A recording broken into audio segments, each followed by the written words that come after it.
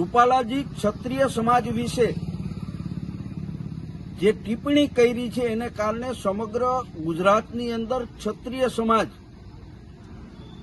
રૂપાલાજીનો વિરોધ કરી રહ્યા છે। ત્યારે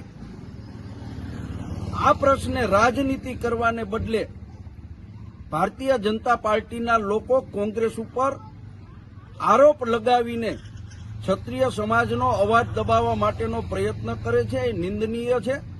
ભારતીય જનતા પાર્ટી કોમ વચ્ચે, જ્ઞાતિ વચ્ચે, સમાજ વચ્ચે ભાગલા પડવી અને પોતાની રાજનીતિ ચલાવી રહ્યા છે અને આ એના જ ભાગરૂપે રૂપાલાએ ઇરાદાપૂર્વક ક્ષત્રિય સમાજનું અપમાન કર્યું છે કે જેને કારણે આ ગુજરાતની અંદર વર્ગ વિગ્રહ થાય, ક્ષત્રિય અને પાટીદાર સમાજ સામસામા આવે।